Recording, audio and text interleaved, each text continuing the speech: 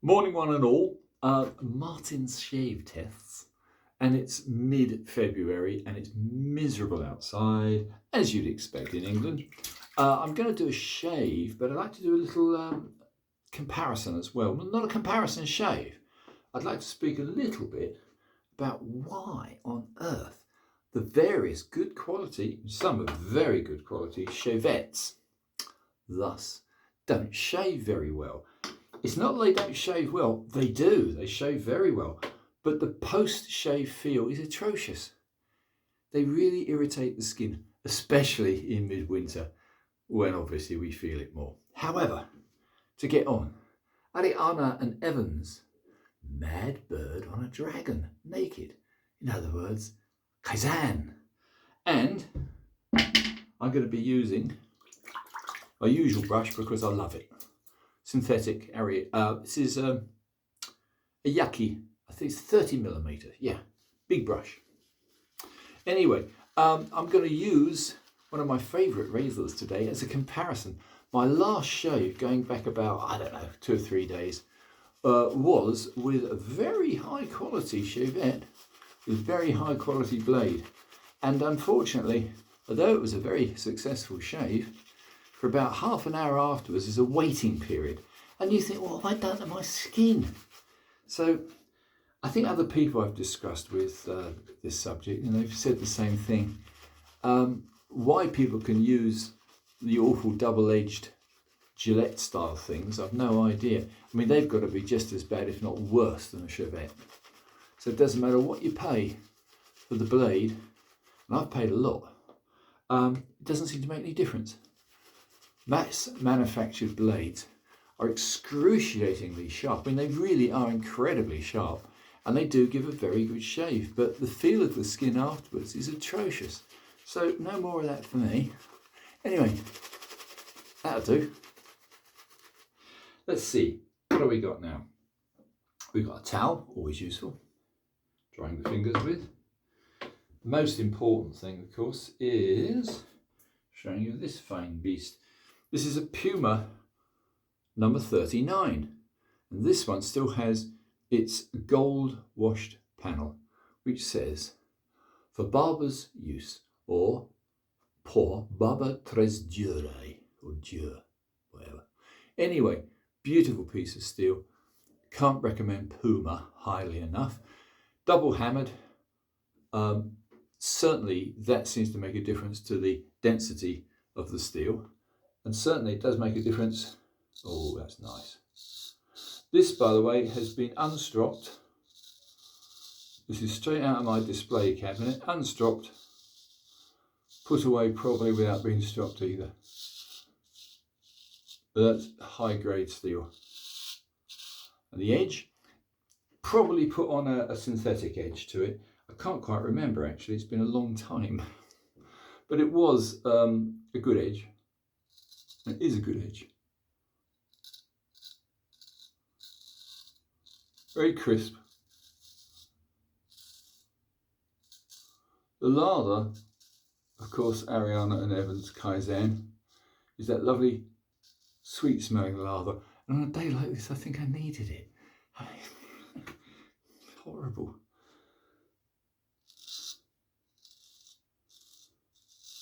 Yeah.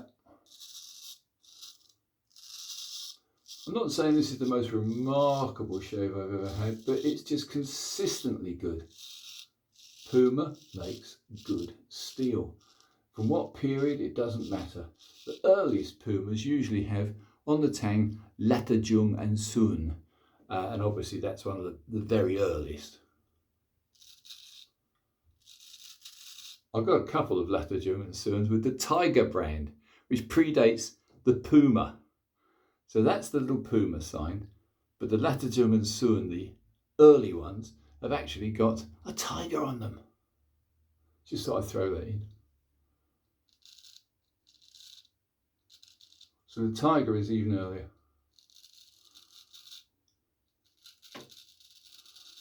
Yep. Perhaps I should have stropped this because I'm lazy. It's mid-February. No excuses really. But there you go. And also, I don't know if you guys have noticed this. In mid-February, we're at our lowest, our biorhythms and God knows what else. And I do find I'm more awkward. Hence why in the last few shaves, I have had a couple of weavers. And it's normal. I think it's just this time of year. Anyway, none today so far. But that's because I'm using a top-end razor. Yeah, all the Pumas are good. This is a 6/8. It is the number 39, which I think, was it Ollie? Or one of the other guys anyway, has used just recently. And you can't go wrong with Puma. Yeah, luxury. I'm not saying it's better than a custom razor, it's not. But for consistency, very high grade. I've got Pumas from quite a few dates, I think. They can be quite confusing. The model 1958 isn't actually anything to do, or rather 1938, sorry. The model 1938 has got nothing to do with the date. Probably made in the 1950s. However, they're the ones with a rubber gaiter, which is quite unnecessary. But a lot of top-end manufacturers do produce a few razors with rubber gaiters.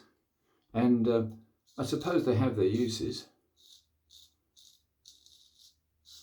Philharmonica did several with rubber gaiters. They usually fell off. People would tear them off, I think. Don't think they were terribly useful. Well, that's about it, guys. Very simple, quick shave with a Puma model 39, 6/8. I'm pretty certain I put this on a synthetic edge. I can't remember. It was a while ago. Anyway, yeah, I'm quite happy with that. What a lovely razor. Always tell quality. 3-pin, lovely emblem. Very nice gold panel. Very small gold panel, but very nice gold panel. I'm now going to wash it off and try the Mad Bird Splash, which is actually very, very nice. But I'm in a strange mood this morning. It's been all sorts of things going on, nothing particularly important. I'd like to try and get a trip into Marrakesh. I'd like to try to go to North Africa to see my beloved. But we'll see how things pan out. Anyway, I'll shut up.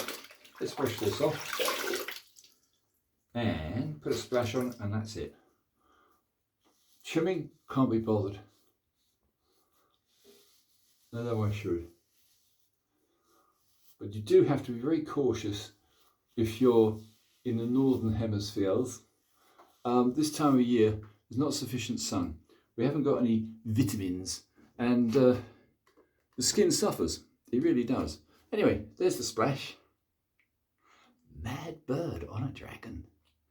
It is absolutely lovely stuff. Can't recommend it highly enough. Particularly if you've been doing a lot of silly things with your skin and you want a calm, satisfying splash.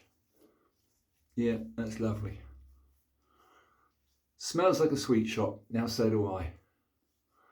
So if you want to smell like a sweet shop, Ariana and Evans Kaizen with the kindest skin food I've ever found. I'm no expert on soaps. I'm no expert on anything really apart from steel. That's my job. Anyway, there you have it. One Kaizen splash. Wonderful stuff. And an absolutely absurdly good razor.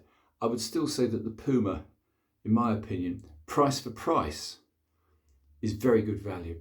If you want a Philharmonica or one of the other more exotic brands, you will be paying for it, because a mint one like this is going to cost you a lot of money, whereas Puma don't. So I've given my thoughts for the day. Thanks so much for subscribing. I really do appreciate it. I'm just trying to spread the word. That's all I'm about. Martin's shave tests over and out.